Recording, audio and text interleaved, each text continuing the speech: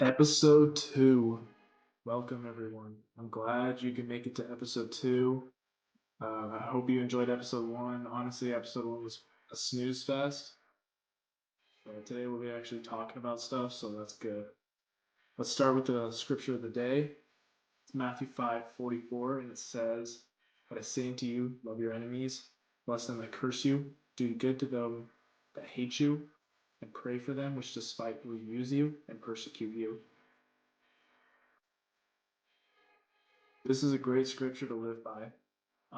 If you're not like religious, just or if you are religious, if you're not religious, either way, this is a good scripture to go by, and it's a good thing to live by. Just love your enemies, love those that hate you, no matter how hard it is. Love them.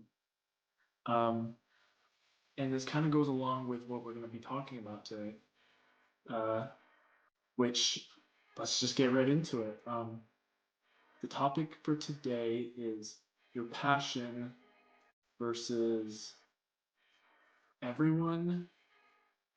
Well, let's not say everyone. Let's say today we'll just talk about people. I was gonna say we can talk about coaches too, but coaches or parents or something like that. But let's just talk about people, your peers or your teammates, or you know.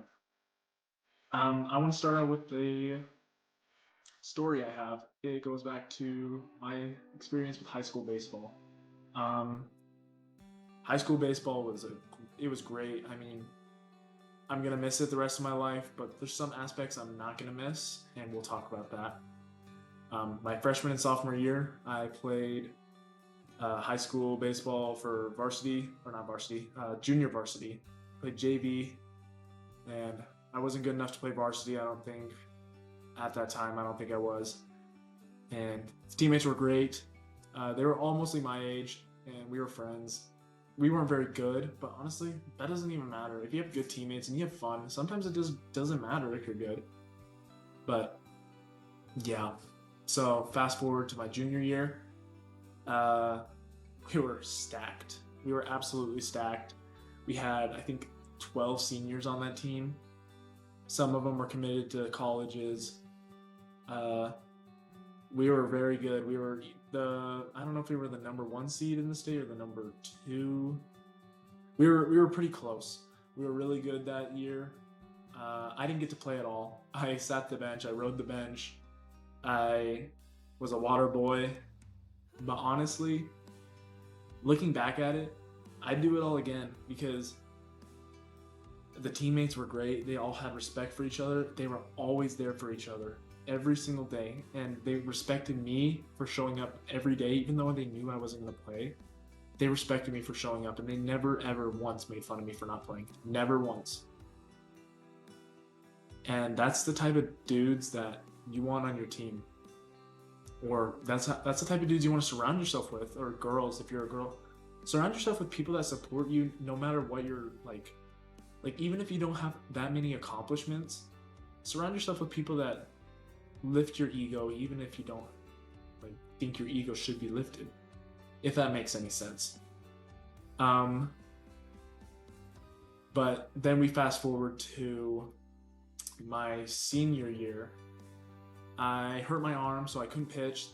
That was basically the only reason they wanted me, was to pitch. But then I played first base that summer too, so they had me play first base. Okay, and I was excited for that year. I knew I was going to get to play finally.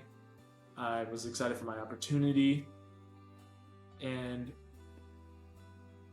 um, then it just all went downhill. Everyone on the team was very, very toxic. Everyone did not like each other.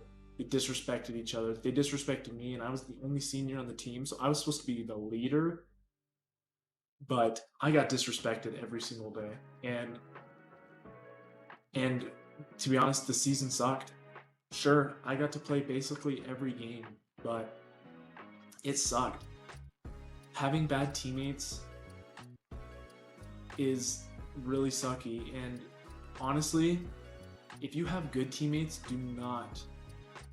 do not take it for granted, because then you get bad teammates and you go, wow, I would rather sit the bench having good teammates than playing every single game and having bad teammates. And that's exactly how I felt my senior year.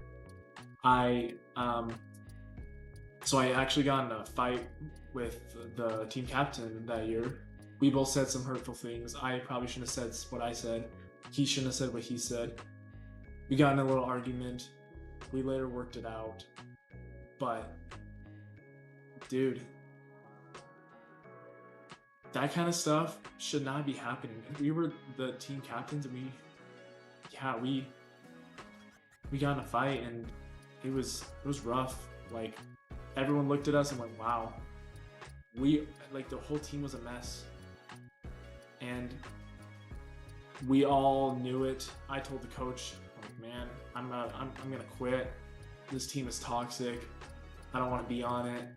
So unless something changes, and they would bully kids in school too, and like, yeah, I regret it now. I should have stopped them. I should have stood up and been like, stop bullying these kids.